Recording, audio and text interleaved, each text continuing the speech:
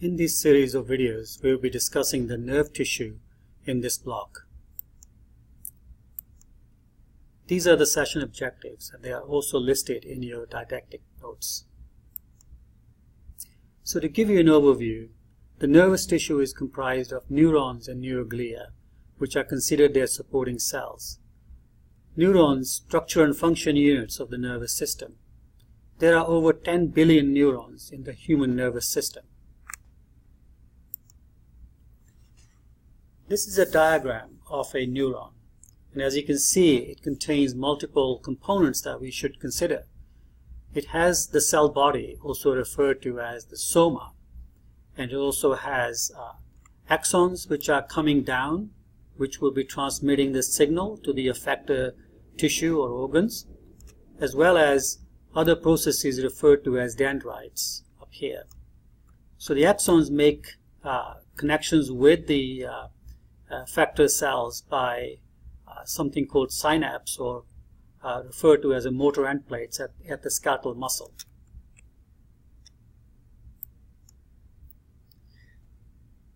So we can classify neurons as based on what kind of connections and type of information they are carrying, or based on the number of processes which are extending from their cell bodies.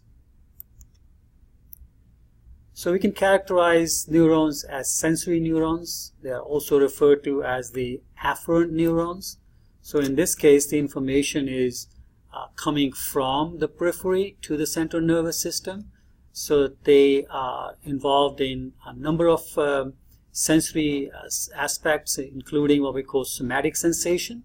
So this is referred to as the general somatic afferent neurons, and they detect pain, temperature, touch, pressure, proprioception, as well as kinesthesia, knowing the movement of joints.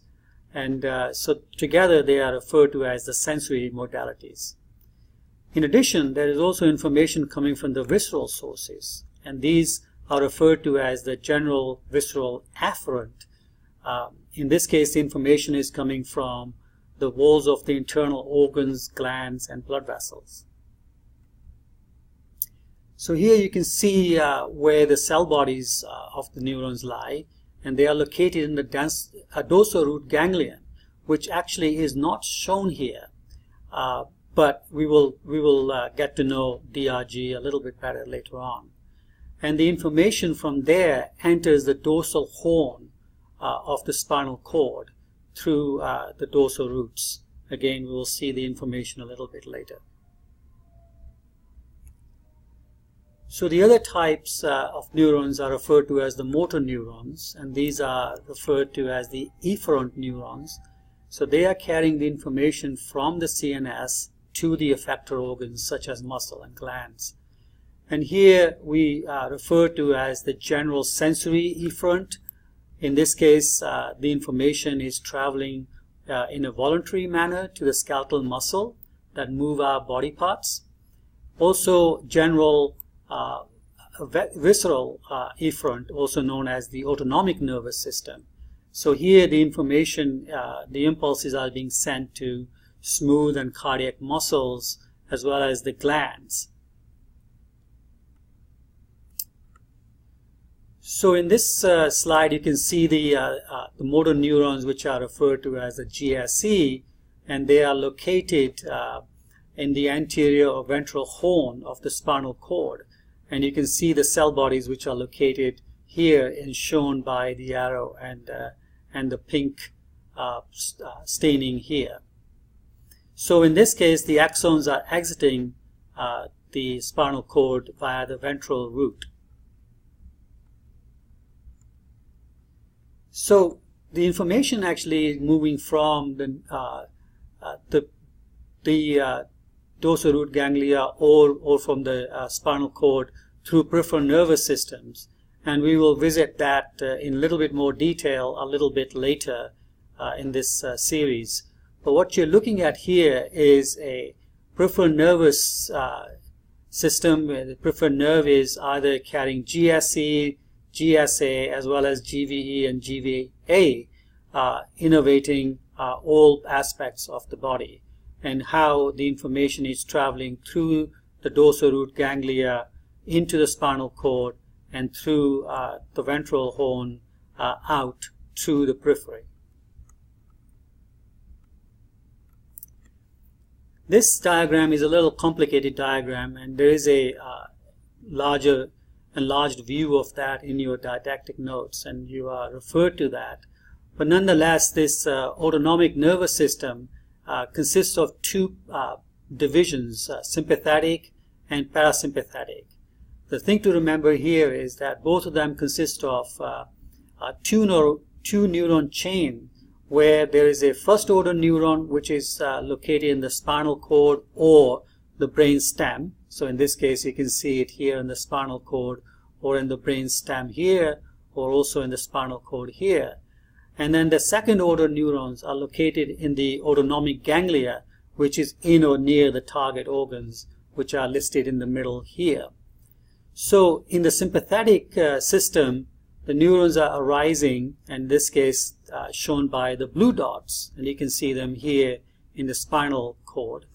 And they're originating from T1 to L2, 3 region of the spinal cord, whereas the parasympathetic, which arises in the craniosacral region, shown in the green dots here and here, and the cell bodies of the second order neurons from these two are shown as red dots or orange dots, and you can see them over here and of course in the target organs, or closer to the target organ here. So you are asked to review this information in a larger picture in your notes to help you understand this. So moving on to the autonomic visceral efferent neurons in the sympathetic division, this is just an overview of that so you can see it a little bit better. So you can see the first order neurons are sitting, the cell bodies are sitting in the ventral horn, and then they're moving on to the ganglion, in this case the paravertebral ganglion, and then moving on to innervate organs in the periphery. Similarly, parasympathetic ganglion, you have seen this picture before. This is where you have these ganglions sitting in the periphery, and in this case we are looking at the GI tract, and you notice you have two types here, submucosal as a myenteric plexus, and you will be seeing in more detail of that in the lab. So the other type of neurons that you should be aware of is something called interneurons. So these are neurons that are connecting neurons to each other. Majority of the neurons in the body are of this type, and they are referred to as having integrative function. By that means that they are integrating the information that's coming in from different neurons and short-circuiting the two so the information can pass. So the other way to classify the neurons is based on their structure, or in this case we are saying dendrites. So we have neurons which are referred to as multipolar.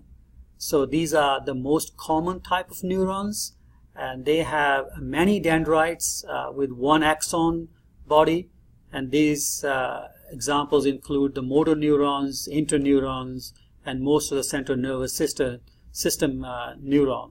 And you will be able to identify some of these in the class as well. We also have what's referred to as pseudo unipolar neurons. In this case, there is a one long axon which seems to be divided into two, but they have a common stalk which joins the cell body. So these kind of neurons are only seen in the DRG. Information seems to be passing along without involving the cell, but the cell body is involved. In addition, we have something referred to as bipolar neurons, and in this case you have the axon on one side and then the dendrites on the other side, and the cell body is sitting in the middle. We'll cover a little bit more on the ultrastructure of the neuron. You will be viewing that in the lab. So the main part of the neuron we will be looking at is the cell body, or soma. And as you can see here, in this case, we are looking at the ventral horn of the spinal cord. So these cell bodies are large. The pale staining nucleus in the middle here, for example, with very prominent nucleoli. In addition, you have in the cytoplasm what is referred to as the Nissl bodies. These are equivalent to the rough endoplasmic reticulum that you have seen in other cell types. This is an EM of similar structures, and again you can see the rough endoplasmic reticulum with adjacent to the nucleus with a nucleolus very prominently visible here. One thing to remember here is you are looking at a fairly dispersed chromatin, which implies that this cell is actively transcribing the genetic information. The other aspect of the ultrastructure of the neuron that we should be considering is referred to as the axon hillock. So this is the part of the cell body, or the soma, which is adjacent to the exit point where the axon is leaving the body. And here you will notice that there is a clear area, so there is no Nissl bodies or Golgi. So this part is devoid of that. Other than that, it has everything else which you would see in the cytoplasm of the neuron cell body. This is the area where the nerve pulse is initiated and it progresses along the axon.